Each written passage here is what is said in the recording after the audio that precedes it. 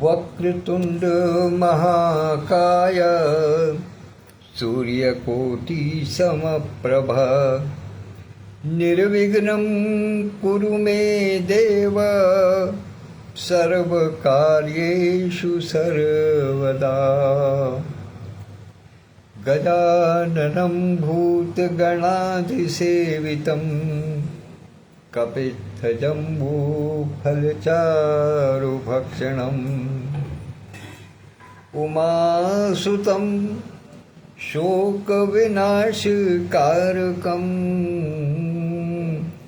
नमामि विघ्नेश्वरपादपङ्कजम्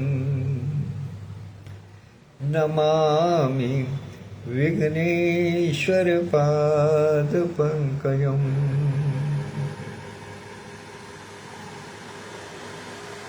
आज बुधवार का दिवस और गौरा शंकर के पुत्र श्री गणेश जी जो संकट मोचन हैं, विघ्न विनाशक हैं, उनका दिवस उनके चरणों में सादर प्रणाम निवेदित करते हुए अपने सभी परिचितों, मित्रों, नातेदार, रिश्तेदार, जिनसे भी हमारा थोड़ा बहुत संबंध है, सबके लिए सुख, संपदा और सौभाग्य की तथा स्वास्थ्य की विशेष रूप से कामना करते हैं। क्योंकि आजकल कोरोना पुनः अपनी दस्तक देता दिखाई दे रहा है, इसलिए आवश्यक है कि अपने स्वास्थ्य का भी ध्यान सभी रखें और ईश्वर सबको स्वस्थ रखे। ये हमारी सबसे बड़ी कामना है। आज भैया जी युवाच में मैं आप सबको कुछ ऐसी जानकारी देना चाहता हूँ जो कि डॉक्टर सत्या होप टॉक के आगामी जो आयोजन होने हैं, जो कार्यक्रम होने हैं, या जो एक लक्ष्य निर्धारित किया गया है, उसको बढ़ने का क्या मार्ग होना चाहिए, किस प्रकार से हमें आगे बढ़ना चाहिए और क्या क्या हमें उसमें सावधानियां रखनी है, कौन कौन से हमें उत्तरदायित्व निभाने हैं, वो हमें ध्यान देना है आज के भैया जी बात में। उसी विषय में वार्ता होनी है। अभी तक क्योंकि कोई साथी उपस्थित नहीं हुए हैं, तो मैं चाहता हूँ कि कम से कम कोई साथी उपस्थित हो तो मुझे इस विषय में थोड़ी जानकारी दे सकें कि मेरी आवाज़ आप तक पहुँचती है कि नहीं पहुँचती, ठीक पहुँच रही है कि नहीं। क्योंकि बहुत सी बार ऐसा होता है कि आवाज़ पूरी नहीं पहुंच पाती है, तब दिक्कत होती है। चलिए, यदि साथी अभी उपस्थित नहीं हो पा रहे हैं तो कोई बात नहीं है, हम अपनी वार्ता शुरू कर देते हैं। समय नष्ट करना उचित नहीं है, समय बहुत महत्वपूर्ण है। समय को हम सामने से पकड़ सकते हैं, यदि जाने के बाद में उसको पकड़ने की कोशिश करेंगे तो वो हाथ नहीं आएगा। इसलिए हम अपनी बात करते हैं। सबसे पहले हम बात करेंगे कि सफलता को प्राप्त करने की क्या तरीके हैं, वो कौन से कुछ कदम हैं जिनको बढ़ा करके हम सफलता प्राप्त कर सकते हैं। सफलता की सीढ़ी कहते हैं ना, सफलता की सीढ़ी प्राप्त करने के लिए कुछ हमें विशेष प्रयोग करने होते हैं। उन विशेष प्रयोगों में क्या है? सबसे पहला कदम ये है कि हमें अपने मन में ये सोच लेना है, विचार कर लेना है कि हमें हमारा लक्ष्य क्या है। क्योंकि सफलता कोई ऐसा तो है नहीं कि सफलता कोई किसी बहुत बड़ी चीज़ का नाम हो या बहुत बड़ी सफलता के बारे में हम सोचें। हमें और हमेशा अपनी सफलता के लिए लक्ष्य छोटे छोटे निर्धारित करने चाहिए। ताकि हम बिना थके उस तक प्राप्त कर सकें। जब हम एक सफलता, छोटी सफलता प्राप्त कर लेते हैं, उसके बाद में फिर बड़ी सफलता के बारे में विचार करें तो हम बढ़ते चले जाएंगे इस तरीके से। तो उसका सफलता का सबसे पहली चीज़ ये है कि हम अपना लक्ष्य निर्धारित करें कि हमें क्या करना है। दूसरा बिंदु, हमें एक कदम आगे बढ़ाना चाहिए उस दिशा में जिस दिशा में कि हमें सफलता प्राप्त करें, यानी हम प्रारंभ करें, शुरुआत करें उस दिशा की ओर बढ़ने की। दूसरा, अपने अंदर लगन बनाए रखें। ऐसा नहीं हो कि एक कदम बढ़ा दिया और उसके बाद बैठ गए, तो वहाँ पे फिर सफलता की बात नहीं आती। फिर हमें एक कदम और आगे बढ़ा देना है कि हमें उसके लिए लगन बनाए रखें। और लगन बनाने में कुछ बाधाएं आती हैं निश्चित रूप से। शुरुआत के दौर में ही लगन बनाने में ही बाधाएं आ जाती हैं। और वो बाधाएं कैसी होती हैं? समाज की होती है। वो कहती है, वो कभी कभी रोक लगा देती है कि अरे तुमसे ये नहीं होगा, तुमने लक्ष्य बहुत बड़ा ले लिया है, छोड़ो इसको, ये तुम्हारे बस का काम नहीं है, तुम्हारे अंदर इतनी योग्यता नहीं है, तुम इस काम को नहीं कर सकते। बहुत सी निगेटिविटी वहाँ पर आती है, लेकिन उसको आपको पार करना है अपनी लगन के साथ। तो दूसरा कदम लगन का हो। तीसरा कदम हो गया लगातार चलने का, कि एक बार चल दिए तो रुके नहीं। फिर कोई भी बाधाएं आए किसी भी प्रकार की, चाहे वो भावनात्मक हो, इमोशनल हो, कंडीशनल हो, वातावरण की हो, या कोई भी हो, पारिवारिक किसी भी प्रकार की हो, फिर वो बाधाएं हमको प्रभावित न करें और हम लगातार चलते रहें। क्योंकि ऐसा तो नहीं है कि संसार में कुछ घटित नहीं होगा, कुछ ना कुछ घटित होता रहेगा, और उनसे मनुष्य होने के नाते हम प्रभावित भी होते रहेंगे। कहीं किसी का मिलन होगा, किसी का विछोह होगा, कुछ ना कुछ होता रहेगा। कुछ देश में होगा, कुछ विदेश में होगा, कुछ पड़ोस में होगा, कुछ घर में होगा। लेकिन उन सब चीज़ों से बिना प्रभावित हुए, थोड़ी देर के लिए प्रभाव हो, वो स्वाभाविक सी चीज़ है, लेकिन एक लंबा प्रभाव उसका ना पड़े, हम लगातार अपने लक्ष्य की ओर बढ़ते रहें, तो वो है कि हम लगातार बढ़ें। तीसरा बिंदु है। चौथा बिंदु कि जब हम बढ़ रहे हों तो हम रुके नहीं, क्योंकि यदि हम रुक गए तो फिर जो निर्धारण हम करके चले थे, जिस दिशा में हम बढ़ना चाहे थे, उस दिशा में वहाँ उद्देश्य तक पहुँच नहीं पाएंगे। क्योंकि सफलता जब ही मिलेगी जब हम लगातार चलते रहेंगे। हमें रुकना नहीं है। रुक कर के किसी स्थान पर यदि हम किसी भाव में आकर के, किसी भावना में आकर के, किसी भावावेश में आकर के, या किसी दुख में आकर के, किसी कष्ट में आकर के, किसी प्रसन्नता में आकर के, यदि हम छोड़ दिए उस काम को चलना, यदि हम बढ़ गए, रुक गए, तो फिर हम सफलता प्राप्त नहीं कर सकते। इन्हें सारे कदमों को पर चलने के बाद ही हमें सफलता प्राप्त हो सकती है। और ये जीवन का मूलभूत सिद्धांत,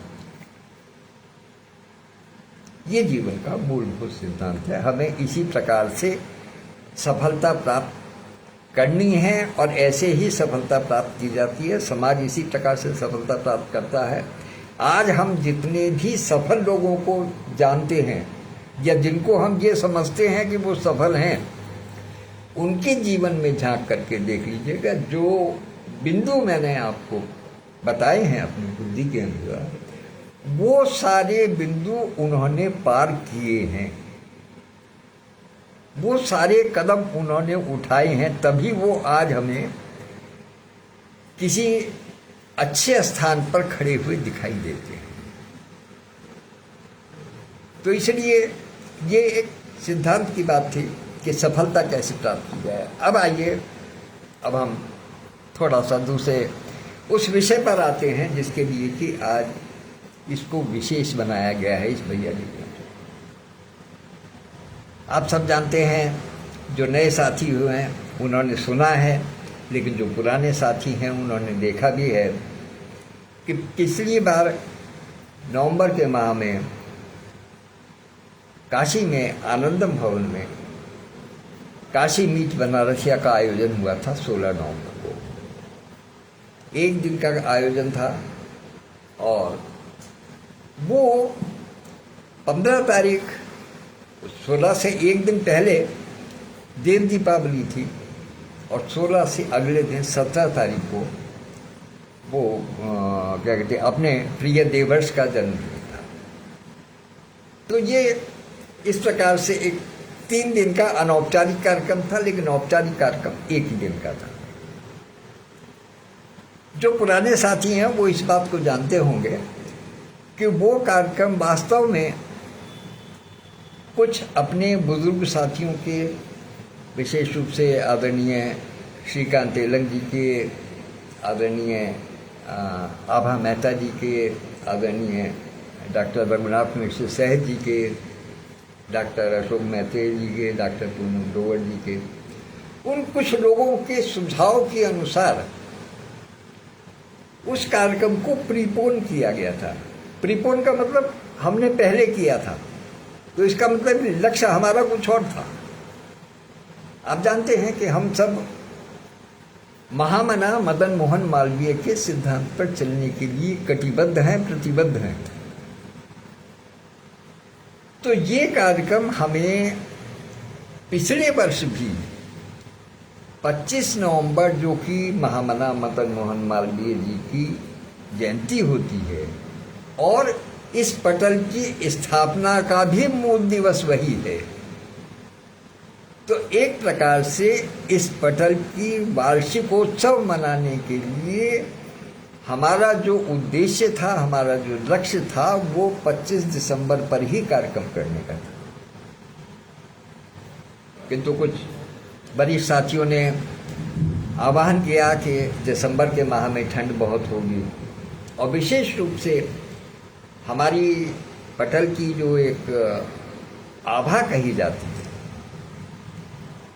वो चूंकि एक विशेष रोग से ग्रस्त थी और उनके ऊपर एक संचालन की, उस कार्यक्रम को आगे बढ़ाने की एक बड़ी जिम्मेदारी थी, क्योंकि उस कार्यक्रम में एक ऐसी पुस्तक का विमोचन होना था जिसमें वो संपादक थी।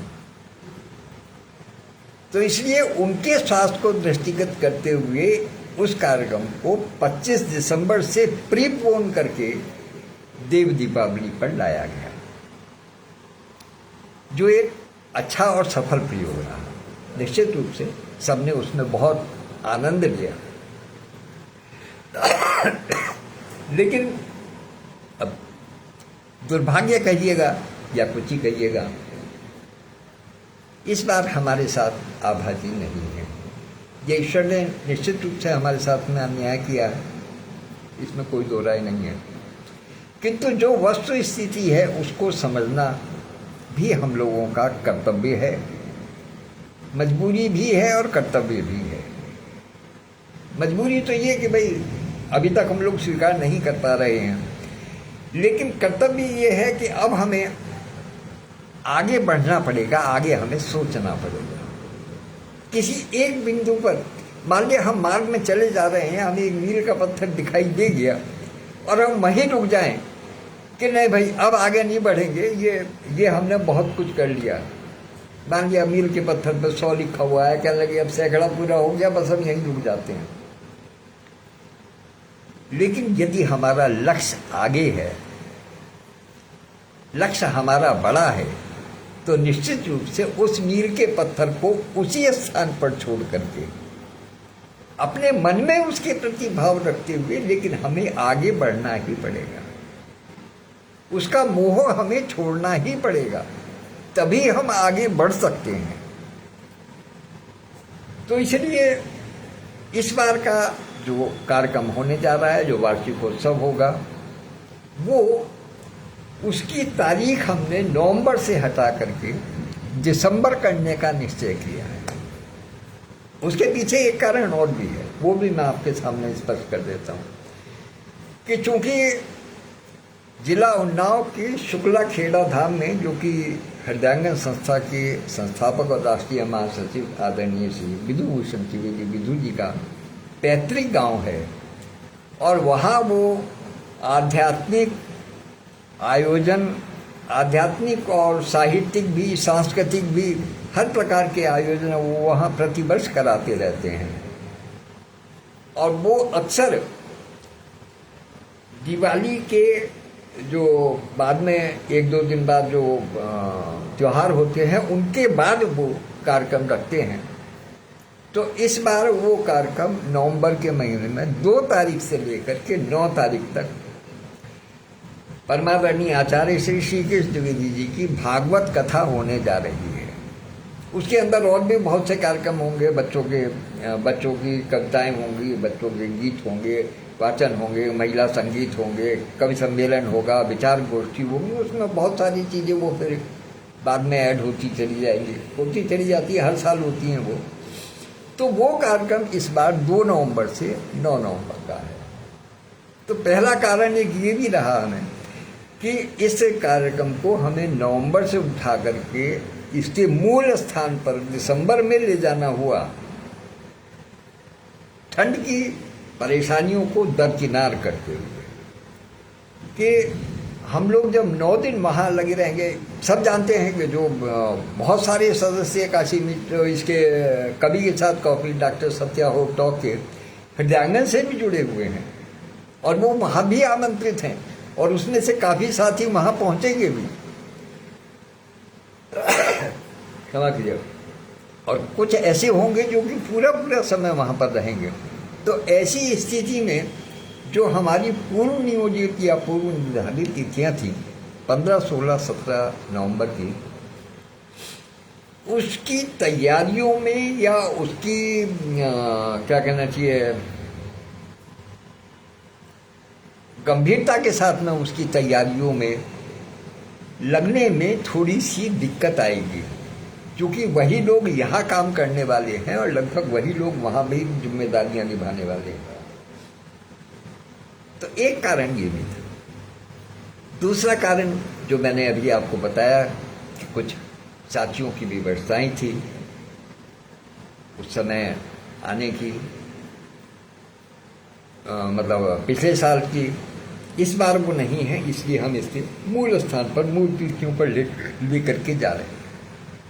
तीसरी चीज, एक तीसरा कारण और भी है जो गौण है, जिसके बारे में अभी तक, जो कि आवश्यक है कि हम सबको इस बारे में जानकारी दे सकें अपने साथियों को। वो ये कि हमारे कुछ महत्वपूर्ण सदस्य 15, 16, 17 नवंबर की तिथियों में बनारस में उपलब्ध नहीं हो सकते। तो यदि हमारे विशिष्ट साथी उसमें उपस्थित नहीं हो सकेंगे या उनकी उपलब्धता नहीं हो सकेगी, तो फिर ये विचार बनाया गया हम क्यों ना इसकी मूल तारीख पर लेकर के जाएं, अर्थात 25 दिसंबर की। 25 दिसंबर में BHU में भी कार्यक्रम होते हैं, तो हम चूँकि उन्हीं से प्रभावित हैं, लिहाजा हम यहाँ भी कार्यक्रम करें। अब यहाँ आकर के एक चीज़ हो जाती है कि जैसा मैंने पिछली बार बताया कि पिछली बार के कार्यक्रम में घोषित 1 दिन का कार्यक्रम था, लेकिन उसमें 3 दिन लगे, 15, 16, 17। 15 को देव दीपावली थी, 16 को कार्यक्रम था, 17 को देवट का जन्मदिन था। तो 3 दिन लोगों ने 1 दिन के कार्यक्रम में 3 दिन का कार्य किया, 3 दिन लगे रहे। तो इस बार मन में आया कि हम क्यों ना इस कार्यक्रम को, इस वार्षिकोत्सव को मूल रूप से ही 3 दिन का रखें, क्योंकि जब 3 दिन लगने ही हैं तो हम 3 ही दिन का कार्यक्रम क्यों ना रखें। इसलिए भी इस कार्यक्रम को इस बार जो पहले 16 नवंबर का घोषित था, पिछले वर्ष 16 नवंबर 2024 का, इस बार इसको 25, 26, 27 दिसंबर 2025 रखा गया। ध्यान दें, इस बार मूल कार्यक्रम 3 दिवस का है, 25, 26, 27 दिसंबर। और चूंकि कार्यक्रम 25 तारीख से शुरू होना है, और 25 तारीख को आप सब जानते हैं कि महामना मदन मोहन मालवीय जी का जन्म दिवस है, इस पटल के शुभारंभ का दिवस है, हमारे पूर्व प्रधानमंत्री स्वर्गीय श्री अटल बिहारी वाजपेयी जी का जन्म दिवस है। और जब हम सर्व समाज को जोड़ने की बात करते हैं तो उस दिन क्रिसमस डे भी है। तो इसलिए इस कार्यक्रम को हम अपनी परंपराओं को निभाते हुए इस बार का जो कार्यक्रम होने जा रहा है उसको हम उसका नाम देने जा रहे हैं महामना अटल मेला। ध्यान दीजिएगा, इस बार इस आयोजन का नाम होगा महामना अटल मेला। ये मेला लगने जा रहा है 3 दिन का, और इस मेले की विशेष बात एक और है कि इसके अंदर और कुछ नए नए प्रयोग किए जा रहे हैं। नए प्रयोग इस संदर्भ में कि पिछली बार के कार्यक्रम से कुछ सीख लेकर के हम लोग आगे बढ़े हैं। पिछली बार आप सब जानते हैं कि संयोजकत्व आपके इस भाई के पास था, और इस विषय में भी आप लोग परिचित हैं कि मुझे कई बार इस सिलसिले में बनारस जाना भी हुआ, डॉक्टर साहब से विचार विमर्श के लिए, वहाँ की तैयारियों को देखने के लिए। वो सारी चीज़ें रहीं, लेकिन जो चीज़ चली गई वो चली गई, उसको भूल जाइएगा। तो इस बार हमने थोड़ा सा और विस्तार किया है। विस्तार इसलिए किया है कि अब हम एक संयोजक के भरोसे नहीं रहे। अब हमारे संयोजन के क्रम में कोई छोटा बड़ा नहीं है, सब बराबर से हैं, सब बराबर से हैं। संयोजन के क्रम में पहला नाम मैं घोषित कर रहा हूँ आदरणीय विद्युत प्रभा चतुर्वेदी मंजू दीदी का, जो कि हृदयांगन की राष्ट्रीय अध्यक्ष हैं, हृदयांगन वीथिका की सह संयोजिका हैं, और कवि के साथ कॉफी मंच की अंतर्राष्ट्रीय अध्यक्ष। तो इसलिए पहला नाम संयोजन में उनका, और इस बात को भी ध्यान में रखा गया है कि चूंकि वो वहाँ भी सक्रिय रहेंगे शुक्ला खेड़ा धाम में भी, इसलिए उनको भी थोड़ा आराम मिल जाएगा, थोड़ा समय मिल जाएगा अपने आप को सहज करने में इस कार्यक्रम के प्रति। पहला संयोजन उनका। दूसरी संयोजक अपनी डॉक्टर दीदी, डॉक्टर इंदिरा गुप्ता यथार्थ दीदी, जो कि महत्वपूर्ण पदों पर हमेशा से रही हैं, इस समय भी हैं, और बहुत ही मुखर और दिव्य व्यक्तित्व हैं। निश्चित रूप से उनकी वाणी में एक ओज है, उनकी वाणी में एक ओज है, एक अधिकार है, एक शैली है उनकी जो सबको प्रभावित करती है, मोटिवेट करती है सबको, और लिखती भी बहुत अच्छा है। तो दूसरा संयोजन उनका। तीसरा संयोजन, क्योंकि ये दोनों संयोजक बाहर के हैं, अर्थात एक दीदी भिवानी से हैं और डॉक्टर विद्युत प्रभा चतुर्वेदी मंजू दीदी देहरादून से हैं, इसलिए इनके निर्देशों के या इनके संदेशों के पूर्ण रूप से पालन हेतु M2ST के निकटस्थ एक संयोजक ऐसा होना जरूरी है जो कि सारे कार्यक्रमों की देखरेख कर सके। उन निर्देशों का पालन किस तरीके से हुआ है, कैसे हुआ है, उनका देखरेख कर सके। तो इसलिए M2ST में जो भी कुछ होना है उसके संयोजन में सारी व्यवस्थाओं को देखने का काम आदरणीय श्रीधर कृष्णार्थ जी को मैं नामित करता हूँ इससे, और उनको मुझे उम्मीद है कि वो इसको देखेंगे, और बल्कि हमने एक तरीके से उनको प्रस्तावित कर दिया है और वो हमारी इतने प्रिय हैं, जानते हैं कि वो इसको स्वीकार भी करें। अभी पिछले दिन जब मीटिंग हुई इस विषय में तो एक चर्चा चली कि भाई अब N2S3 अकेला नहीं है, हमारे पास एक बहुत खूबसूरत स्थान और भी है। श्रीधर कृष्णार्थ जी का जो निवास है ग्रामीण अंचल में सीखर, वहाँ भी बहुत सारी व्यवस्थाएं हैं, बहुत सारी व्यवस्थाएं हैं। तो एक हमारा विचार बना है, अभी ये थोड़ा इसको अपुष्ट माना जा सकता है इस सेंस में कि अभी इस विषय में पूरी तरीके से बात नहीं हो पाई है, लेकिन अनुमान है कि वो भी ठीक होगा। एक कार्यक्रम, एक दिन का कार्यक्रम, कुछ समय का हम मिर्जापुर के सीखड़ गांव में करेंगे और वहाँ उसका आयोजन श्री मुकेश पांडे जी करेंगे, जो मित्र हैं श्रीधर कृष्णार्थ जी के, वो करेंगे।